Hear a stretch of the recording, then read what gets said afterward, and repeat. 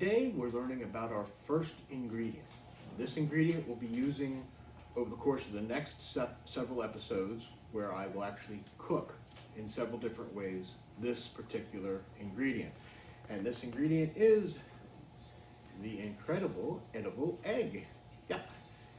Eggs have been with us for a very long time. They are so incredibly useful because the yolk, for instance, is a great emulsifier. An emulsifier is able to grab oil and water and hold them together. So this is what is the basis for things like mayonnaise and a lot of creams and sauces. So the yolk is a great emulsifier. The white part of the egg is whips up and holds air and puffs things up, so you can make meringues. It's an essential ingredient, for instance, in cakes, etc. So it is the versatility of the egg is wonderful, and it can be made in many ways. And in the coming weeks, we're going to actually show you things that you can make with eggs and adding other ingredients and showing how they work in cooking. They're a basic necessity, right up there with flour, sugar, and things of that sort, is eggs. But you want really good fresh eggs. So how do you tell the difference?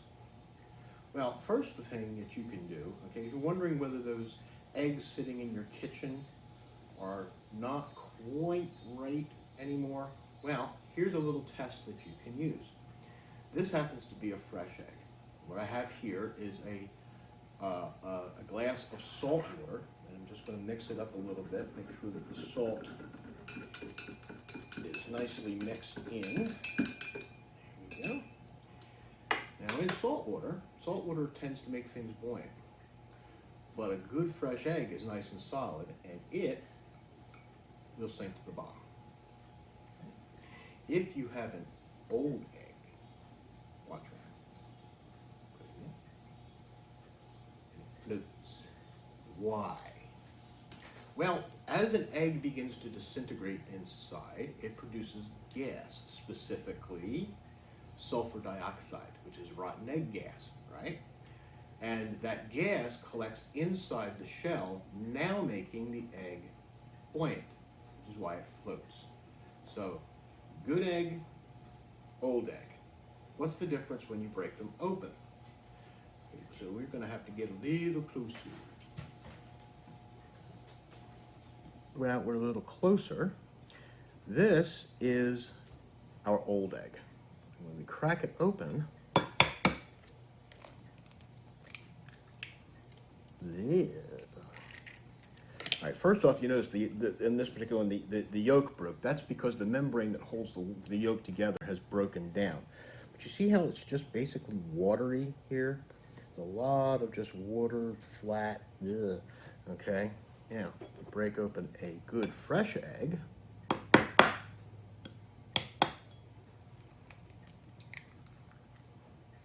Look at that. See how much higher how much height we have here in the egg white? Very gelatinous and springy. The yolk has stayed together as we broke it, and very little water. See how this is filling the whole plate with this watery stuff? This is not.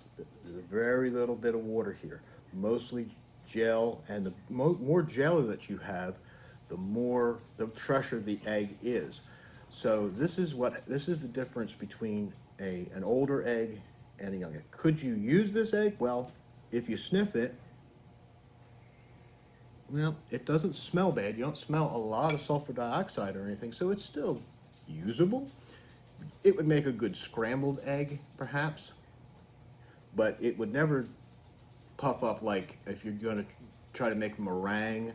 So when you open it, you can see how the proteins and everything in this egg are beginning to break down, whereas they are really holding together. The collagen is nice,